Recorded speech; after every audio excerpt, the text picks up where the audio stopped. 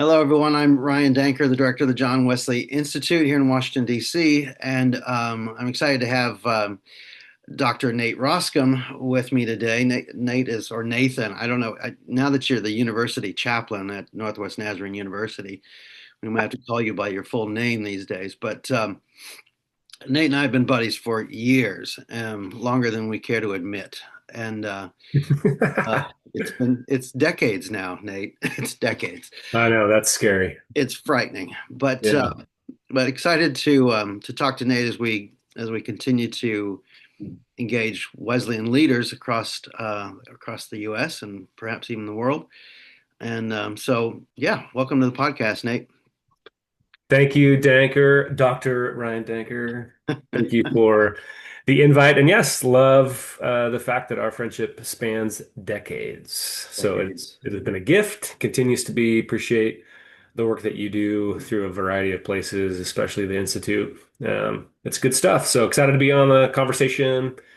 And yeah, excited for what we have today. I'm sure you'll have some real zinger questions for me. Probably Yeah, even some maybe I didn't probably even catch tell me you. off guard, make me look a fool, which is No, no, it's not possible to do. yeah, typical for our friendship. So I just Typical. It's would been going expect on nothing different. for anyway. It's we're closing in on 30 years. Anyway, yeah, let's not talk about that. Let's not. Um, Let's not. Let's not. Anyway, okay, Reverend Dr. Roskam, let's tell us a little bit about yourself so that everybody knows who you are. Yeah. Nate Roskam currently live in Nampa, Idaho, which is the city where Northwest Nazarene University is located, one of our Nazarene institutions of higher learning. And it's a Danker and I both graduated from there, so that is where we hail from as undergrads. I've spent most of my life in the Midwest, grew up in Vancouver, Washington, pastored in Vancouver, Washington after college, moved back to Nampa in 2005. So I've been here ever since and served in two different roles, two different churches. Most recently was lead pastor of Lakeview Church of the Nazarene for 5 years and served as youth and young adult pastor at Nampa First Church of the Nazarene and did about a 5 year stint in two different nonprofits doing donor work and some fundraising work. So that's kind of the professional uh, template, if you will, of my life and who I am. I've been Yeah, a Nazarene since the early 80s and love the denomination and really became exposed to the Wesleyan movement in college and was not really aware of the heritage of our denomination, which we may get into a little bit later until college, but really began to experience kind of the broader work, which really fits with my personality. I'm a very connected, ecumenical, kind of large gathering type of person. So yeah, being able to see the places where our denomination is connected with others has been a gift to my life. So married, my wife Melissa, we will celebrate 25 years of marriage this year, yep. which is crazy. You married your college sweetheart. Married my college sweetheart. Yes. And we have two kids, Addison, who is 20 and a sophomore at NNU, and my son Steven's a freshman in college. He's 19 and he's also at NNU. So in my new role, I'll be as university chaplain. Their dad will go from being their pastor to their chaplain, and they say they're okay with it. So we're That's just going to go with that. And I'm excited to be on campus with them. An interesting aside. My wife is a teacher, and she taught at a small charter school that my kids went to. So K through 12 was their school, and my wife did the science program, so second through ninth grade. So she had our kids in class and on the same campus, drove them to school. So she had those early formative years. Now I get these years. I was jealous of her for all the time she got with them at that age, and now she's, you yeah, know, jealous of me for the moments and times I'll get. So and although it mostly will be, when they're hungry or need money, I'm sure, pop in my office. So there you go, there you go, and they're great. yeah, that's a little about me. I don't know if there's anything else you want me to hit on. No, no, that's great. That's great. So I asked this question at the beginning of every single one of these podcasts because we do talk about Wesley, but I always I always hear William Kellen Quick in my head, the great Methodist preacher. We point to Wesley as he points to Christ. Right. And then he also would add to that, and if ever he did not, we would set him aside. Yeah. Yeah. So there we go, Nate. Who is Jesus for you? Yeah, I mean the short answer I would say is Jesus is my everything. I think that's also one of the things about the Wesleyan movement and Wesley in particular, the Christocentric nature, right, of our theology, of the way we think about, initial sanctification all the way through entire sanctification, glorification, and the centricity of Christ. And so for me, from a theological perspective, that's always where I land. And it can be easy to be very theoretical, but I think as a pastor, which is really who I am at heart, it comes down to like Christ is the center point of my life, my family, Mhm. my vocation, my pursuits, and that continual pursuit of relationship and journey with Jesus, the journey, right, to be more like Christ, the journey of surrender, as as sanctification, as we like to talk about, of continuing to find myself laying myself aside for the sake of pursuing the vision of Jesus. And I found just even in my ministry, one of the things I loved about being a pastor and preaching on Sundays is closing every service at the table, because it was a great even reminder as I'm preparing to preach and trying to land the plane. As you know, Danker, sometimes it can take me a while, but right in front of me always Yeah. was the Christ candle and was the table. And that just was such a, I think even when people wouldn't know overtly what that was or why that was there or why we gathered at the table, but that cruciform vision, right? That we are shaped by this message Hmm. that is Christ crucified, and Christ resurrected and Christ ascended, and it is Christ. So at the expense of sounding overly simplistic, like he's everything. He's the center of the things that I pursue and seek to be about, because at the end of the day, my hope is to be formed and shaped into the image of Christ for the sake of others and the world. Yeah. Yeah. No, that's beautiful. Um, so we talked about the Wesleyan vision a little bit. What is it about the Wesleyan vision that captivates you? Uh, I think it's Snyder that wrote the book Radical Wesley. When I was doing Yep. my doctoral work, for those that kind of know the Enneagram, I'm a seven. I like to say I'm a seven with a seven wing. Yeah, you are. So lots of kind of what's next, lots of vision, ideation, institutionalism is to say it's frustrating to me is probably an understatement. I think I've grown in maturity, obviously, to recognize necessity of institutions and the role that they can play.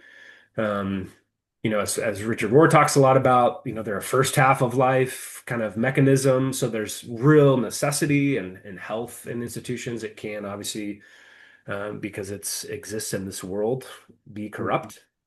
But one of the things I love about the Wesleyan movement, which may or may not be what most people think about or would even drive to, is just the radical nature, that Wesley approached life and ministry, particularly in the context of the institution. Mhm. Now, what probably helped me the most, and I think you were very instrumental in this, was Wesley didn't set out, and I think you even referenced this in an article that you wrote maybe last week or the week before that I read. I do read some of your articles. I think you're talking about Firebrand here. Yes. Yeah. So the Firebrand article where you explicitly talked about, Wesley's vision wasn't to start the Methodist Church or to start a separate branch. It was to revive, right, the Anglican Church. And I think that was one of the probably most formidable things for me, for someone who is fairly radical, who pushes kind of against things, and to find ways of doing that in healthy, generative, redemptive ways, and not just throwing stones. Right. Um, and so that's one of those things. And I do think that there's so much of his theological perspective, uh, what God did in his life, the role of even the Moravians, kind of this mystic understanding of how to experience, Hmm. the movement of Christ and the power and presence of the Spirit, and um, kind of the fire, right, that exists in Wesley's understanding of the movement of the Spirit. Hmm. And so it was that kind of vision that really, I think, set me on a healthy plane to Hmm. understand who God's created and called me to be, and how to be myself in the context of the Church of the Nazarene when there's so many things about institutionalism that can feel oppressive, Hmm. and like it's sucking the life out of everything.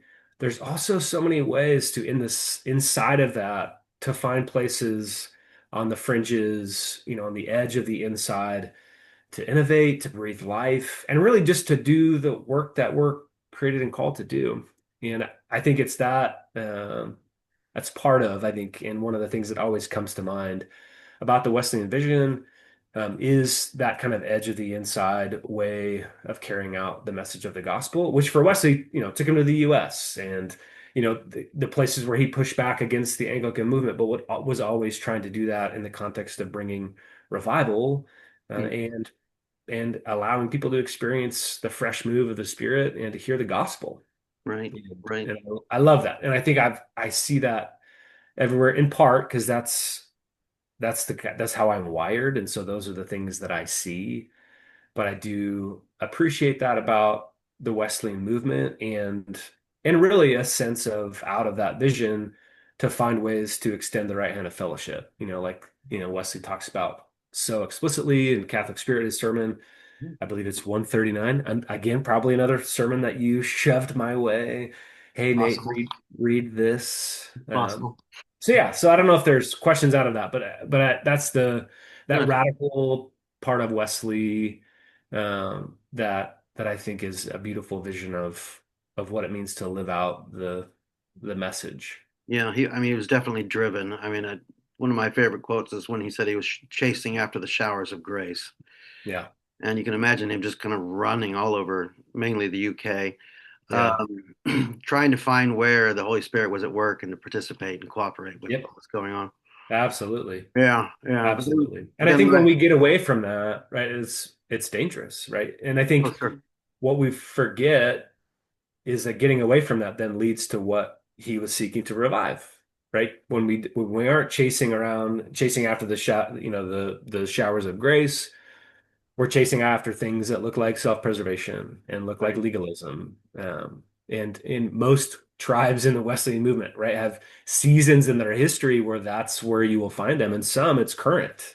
Yeah. It is today. And we have even movements popping up within that are using language of revival or bringing back to scriptural holiness. Hmm.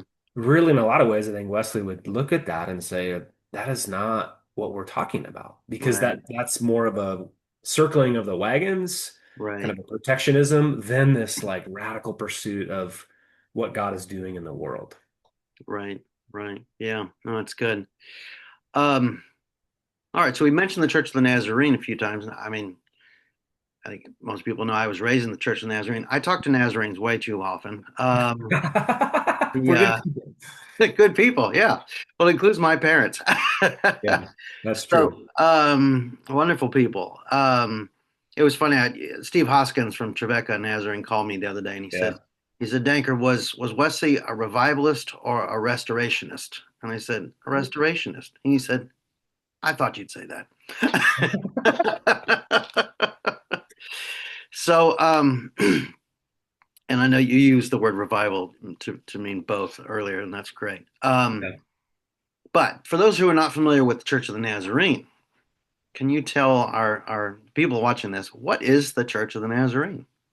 Man, I'm probably going to get myself in trouble trying to define the Nazarene Church, but we are, a Wesleyan movement that also is very much holiness in nature. So Wesleyan holiness is the kind of the bedrock of, certainly theologically where we lie. Mhm. Formally founded, dates that you'll hear, 1908, Pilot Point, Texas. And really the Nazarene Church is in some sense this kind of spirit of um, maybe too much on the revival side, not enough on the restoration side. But early on, it was a conjoining of a lot of different movements that Mhm.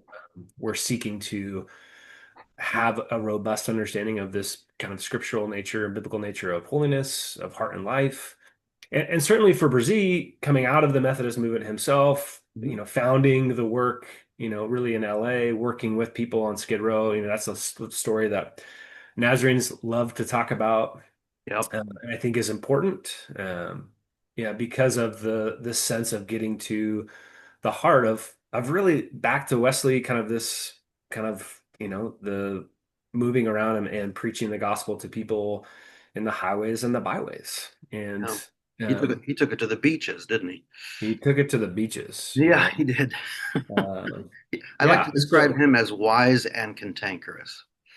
that's probably a very great description of Phineas F. Brzee, for those who don't know yeah, the full name. Yeah. But the yeah. Church of the Nazarene now is all over the world, isn't it? Yeah, it's one of three, and I think this is true. I say it in my membership classes, and it's actually something I like to talk about. I also think it can be problematic at times, but one of three movements nationally that are actually international. So I think it's the Catholics, the LDS Church, and the Nazarenes that are truly international, meaning we have kind of central form of government with our six general superintendents. We're structured regionally. I'm not sharp on polity, so I'll let Danker fill in all the blanks, so I don't get it super wrong. Um, but yeah, that's our structure is worldwide, and I think it's 160 plus world areas that we have works in, and especially outside the U.S., the Church of the Nazarene is growing. In large part, I think it's because of this message of heart holiness and very gospel-centered approach on the person of Jesus and a pursuit of discipleship and formation, which Wesley was a key proponent of as well. I think that's why we're seeing a lot of that kind of growth and movement. And we do exist heavily in places where compassion is needed, part of the structure of the Nazarene Church as well. We have churches and we have compassionate ministry centers and a very, very strong missions arm that has been really a part of the denomination since the early days. So it is, you I, know, I grew it, up, I remember growing up reading the missionary books, but yeah. I don't know if they still publish those or, but uh, Not as much anymore, but still, yeah. And people talk about those. I mean, they still float around. yeah. But definitely the communication of what is happening around the world, I think is also helpful for two things: for awareness of people to understand what is happening globally, and not just people coming to Christ and salvation, but really an awareness of what's happening around the world, so we can be in prayer for God's kingdom to come on earth as is in heaven, Mhm. and to motivate people then to be engaging in that work. I think that's also a key part of the ethos of the Nazarene Church that I love. It is very practical and practiced faith, right? It is let us engage not just with the things that we say. One of the things that I preached under for my 5 years at my previous church, on the back wall, it said gathered to be sent. And it was just, Mhm. since my early days in the denomination, it has always been about taking what we receive on those Sunday mornings. That's, coming to the table. We're Mhm. being sent out, with that as our guide. Like we are to be for the world, the body of Christ, to seek a redemptive call and mission, and to participate in that. And so I think that compassion, missions arm, and the continual communication of that and call to participate, whether that's financially or in prayer or to go, I think really helps people not just kind of sit in the pews and consume, but it provides avenues and a vision, right, of this is what it looks like. Yeah, Yeah. because we have missionaries and people whose stories we talk about and speak about that can then provide examples for our people of, oh, that's what this looks like. Um, so yeah, I love that. Yeah. No, that's great. And of course, for our people watching this, um, Lakeview Church of the Nazarene, I think it had a different name. Uh, Yeah, it was actually the church my mother attended when she was at Northwest Nazarene College. yeah. It was Uh, North Nampa Church of the North Nazarene. Nampa, that's right. And we thought about changing back, and they may still, and in my new role, we'll still stay at Lakeview, which is going to be a gift. It's such a beautiful church. Yeah. Um, So we're grateful that that will be able to happen, and maybe someday. There's no lake. The funny thing is, and you know this, Danker, because you've been in Nampa. Yep. There's a park called Lakeview Park, and as the history will tell you, Lake Ethel, which was a very small pond, probably fed by irrigation water, did exist in like the 30s in this park. Yeah, there's no lake, so we have Lakeview. There's also another Lakeview Church in Nampa that um, funny story. I prayed at the I often pray at the city council meetings. Hmm.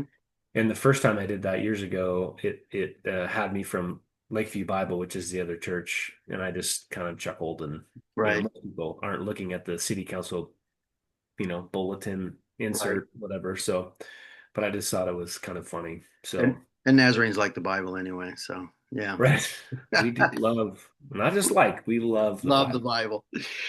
All right. So but your new role, let's talk about your new role. You've been named the university chaplain at Northwest Nazarene University. Not a small position. Um, some big shoes to fill. Not to worry you, but uh, but for those who don't know, Nazarene University still have regular and I think still required chapels. Yeah, And so this is a large audience, multiple times a week. In fact, some of my happiest memories from NNU were listening to the right. university chaplain, Gene Shandorf, who was later then a member of your congregation. Um, but so tell us about your new role. What are you excited about? What's going on with this new and vital role? Yeah. Yeah, so the university chaplain role is a large role. I think I officially start on Monday, and as institutions like to work, my start date's on Monday, but this weekend I'll be in Phoenix meeting with the foundation board. So it kind of starts before it starts, which Yep. probably is an indication of what I'm getting into. Um, and again, as a seven, I'm just thinking about what's next. I'm an eternal optimist, as my wife likes to say. The glasses are always rose-colored. So some of the largeness of the role is probably lost on me, which is not a naive position on my part, but it's like, you know, trusting, as I mentioned at the very beginning, trusting that Jesus who has formed me, who has called me and is leading me in this direction will equip me for every good work, as scripture talks about. So I think there's a sense of a real abiding faith in who Jesus has created and called me to be, and knowing I think too some of the unknowns of the role keeps me grounded and um, in constant prayer, and recognizing that without, as Moses declared in Exodus 33, kind of one of the passages I have lived by, your spirit doesn't go before us, and nothing will distinguish us from anyone else. Mm. And that's become kind of a bedrock of how I engage things, knowing that I often will run toward things without fully thinking. So, um, but yeah, the university chaplain role is the primary kind of shaper and leader for spiritual formation, discipleship on campus. So with students, faculty, and staff, and that kind of rolls into several facets. You mentioned one, which is the chapel experience, which currently meets 3 days a week, Monday, Wednesday, Friday, for just under an hour. How And often will you preach? that's a great question. I don't fully know Okay. the rhythm, but community chapel, which is at this point, it is kind of the when everybody really does gather is on Wednesdays, and that's the primary time for the university chaplain. There are two associate chaplains Mhm. who I think we're on kind of a rotation, Mhm. uh, but the primary voice on those would be the university chaplain, so me for those. Mhm. So once a week, kind of formally. And then there's some freedom in the president. We have a new president. He's in his, I think, seventh or eighth month. Really does want to see kind of fresh vision. So, Mhm. I'll be really grabbing a hold of my radical Wesley roots to kind of think about in appropriate ways how we do that, because it is required, right? So we have 30 chapel credits are required. So one chapel is one credit. There's also a student-led gathering called Timeout, meets on Wednesday nights, which was there when we were there. Oh, Students still love that. And then there are alternative chapel credit opportunities, both for kind of discipleship type activities, small gatherings, service in the community. So there are other ways, which I think is healthy. I think a robust kind of way of thinking about discipleship and formation. Because right, we're seeking, as the mission of NNU talks so much about, it's transformation of the whole person, right? Soul, mind, body, strength. right, And then this idea of empowering them to be creative and redemptive agents in the world, which right. is really this vision of students that graduate or spend any time amount of time at NNU when they engage the world and go from this place, that's how they seek to engage the world as these creative and redemptive agents that are carrying this message of Christ to the world. And I think it makes sense then to have a variety of ways, for students to engage. The credit thing, the requirement thing is an interesting dynamic. Yeah. I don't know that it's reached any type of uproar where people have wanted to overthrow that.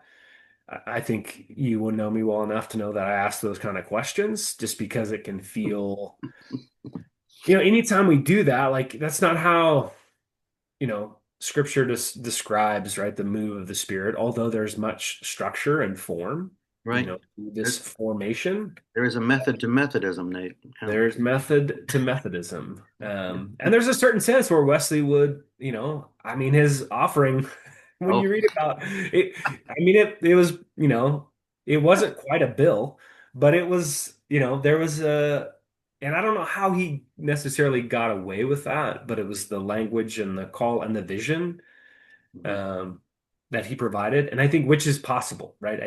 right.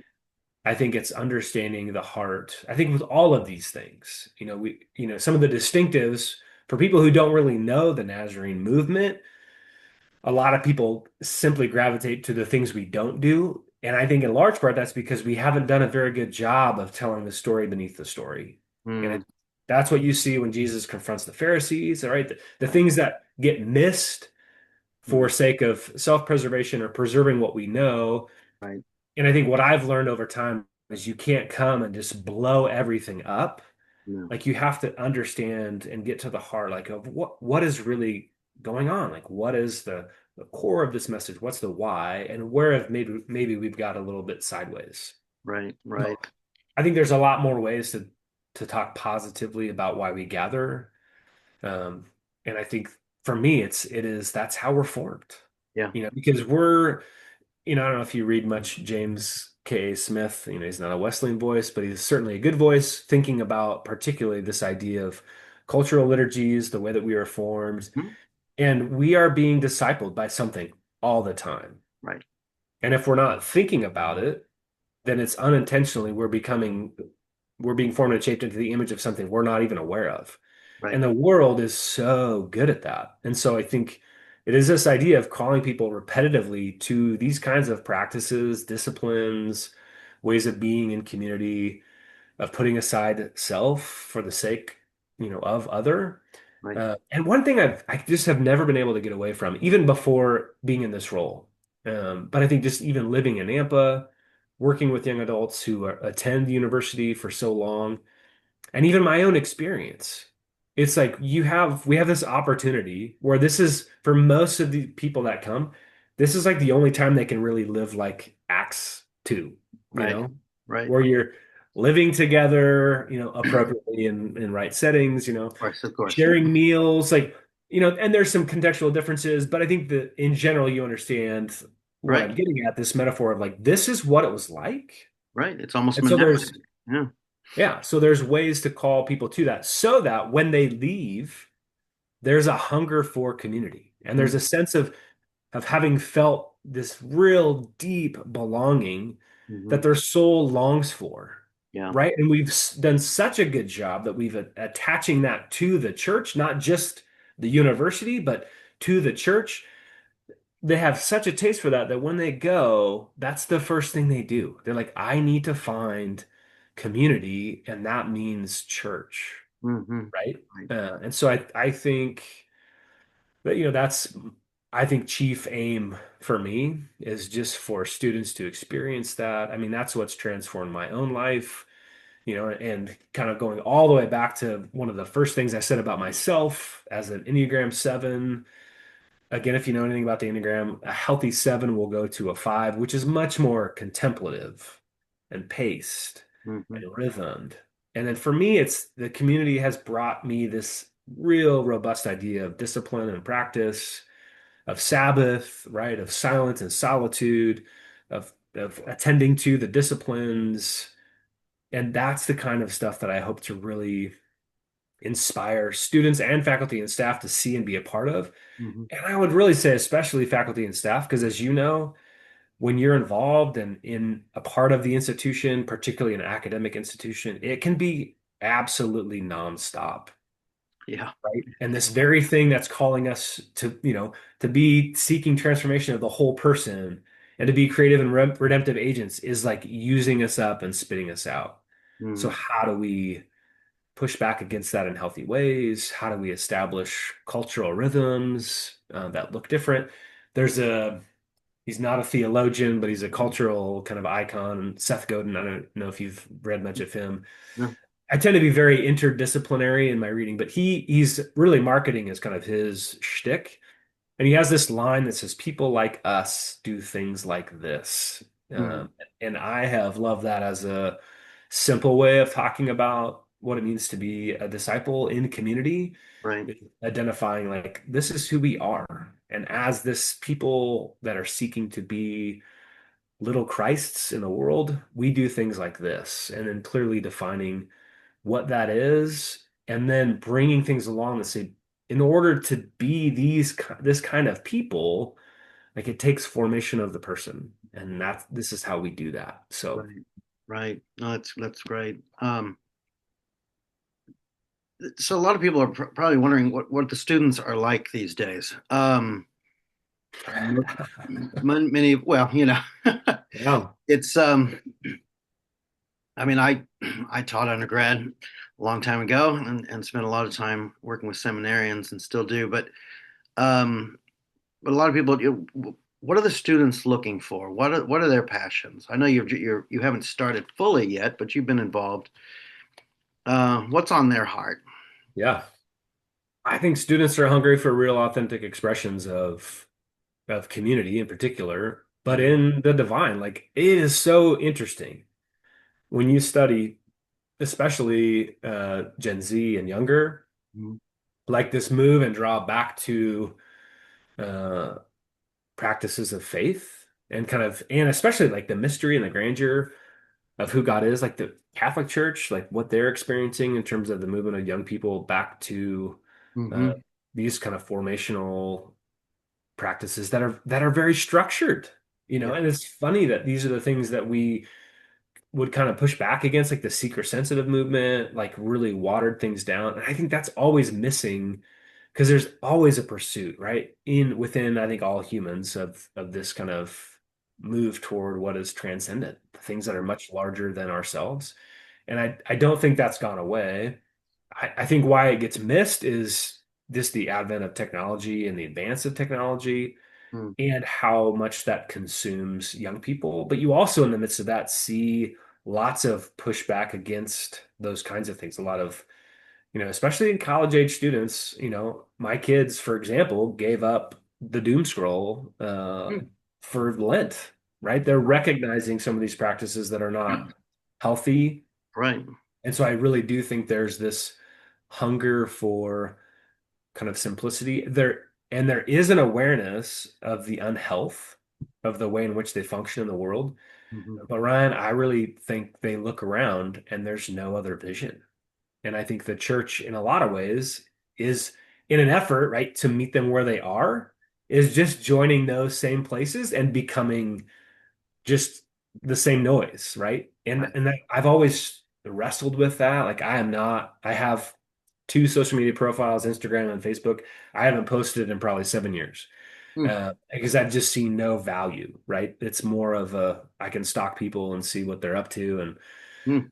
and make sure I'm not missing out on any important kind of factoid of the world. Right. In terms of engagement and what I need in terms of engaging and growing, that it does not provide that for me. In fact, I've found it just kind of sucks the life out of me. And I think, so I think calling students to, and I think they respond to these personal in community invitations Hmm. to really engage with what's real. Right. And we do hear that critique often is that the younger generations can spot a fake Yep. from a mile away. If you're using AI in anything you're producing, that they'll be the first to tell you. They're native in those kinds of things, and I Right. think we're then the temptation for us is to meet them there. Not that we shouldn't or can't, but I do think there is something different of calling them out of those things into some of these ancient practices that ground us in what it means to be human. Hmm. I think that's the one of the things I love about Wesley and understanding, how Wesley understood Jesus and the full divinity and the full humanity of Jesus is this call to be human. That to be most like Christ is to be fully human as Christ is human. And I Right. think that can't be done in a digital setting. Most authentically human. Yeah. Yeah. Yeah, I think it was Pope Benedict who said that holiness doesn't make us less human, it makes us fully human. absolutely. And something that we in the church get wrong all the time, don't talk enough about. Yeah. And I think, because of how, from, a lot of people, how they understand their own humanity and the fallenness and so much of the emphasis on sin and depravity, Hmm. which Wesley also has a lot to say. Quite a bit. Yeah. Wesley's not soft on sin by any stretch. No, not at all. Right? Not But at there's all. this real sense of we don't, we're just not, a sinner in word, thought, and deed, and like this, like beating ourselves up. There is Right. a more optimistic vision within our theological perspective that I think matches what Scripture says, and is not soft on sin, but is more about what Christ is calling us toward. Hmm. Right? It puts and I get for an optimist, like that's easy for me, Yep. right? That's how I think about everything because the world can be crashing in front of me. It's like, yeah, but I see Yeah. a There's little glimmer of sun right there. We'll be fine. What could go wrong? right. Well, that's a very Wesleyan approach. I mean, I've always told my students that Wesley took sin seriously because he took the grace of God even more seriously. Right. Yeah. Um, he said he did say that if you don't believe in original sin, you're not a Christian. Yeah. But which is pretty heavy-handed. But at the same time, it was because you need to diagnose the disease Yeah. in order to actually move forward toward the healing. Yeah. And who is Christ Himself? Yeah. So yeah, no, that's good. Well, last question for you, Nate. What is your hope for the Wesleyan movement? What is my hope? That is a great question. I think, it gets back to me, I think what Wesley really began to see was this sense of, and you are correct when I say, revival, I do mean more of the restoration. Um, I knew that, that's, Nate. yeah, but just so it can be clear. Yes. Um, but I think both in all of the branches of Wesley, for the Nazarenes, for the Anglicans, for the Episcopal, and then for the Methodists, and then individually as denominations and tribes, but then also collectively, the sense of a hope of what um, all of us captivated right by this vision of a Wesleyan theological perspective, what it can do for our communities and for the world, and Mhm. the way that it can engage, especially young people. I think that's so much of my vision, and so I think that can, I can get a little myopic on that, but I think it's okay because it also, I would say, extends beyond generations. Mhm. And I think to engage young people, it has to extend beyond generations, which is probably another podcast. Mhm. Um, Right. but yeah, I think that is that vision of this sense of us recognizing what grace and what the saving, the sanctifying, and redeeming grace of Christ can do in a life, and how that can transform us. And this call within that to live out a faith that's very practiced, that's very much engaged in being a part of seeing the kingdom come on earth as it is in heaven. And Hmm.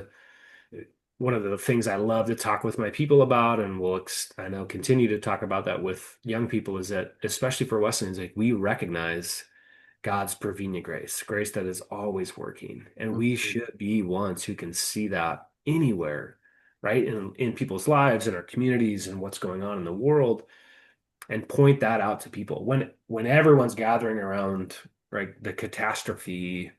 We can be the ones that say yes, but Hmm. look at the grace of God as it is emerging, and not a pie in the sky, or kind of wishing those things away, or not taking the realities of sin and corruption in the world seriously. But I think because of, right, as Wesley, because of what he knew about God's grace, Hmm. like he would call that out in tension with the reality of sin in the world, because, right, Christ conquered. Like we're Right. about to celebrate Easter, right? The death, resurrection, and ascension of Jesus, who is at the right hand of the Father, Hmm. or who is the King who reigns, of the kingdom of which we are a part, and not of this world. And I think that's a great hope. Yeah.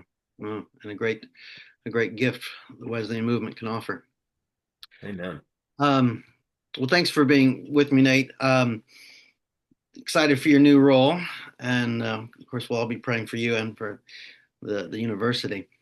Um, so, if you want to know more about the John Wesley Institute, go to nextmethodism.org, and we rely entirely on the support of people just like you. So, if you feel called to partner with us in this ministry, please consider a donation today.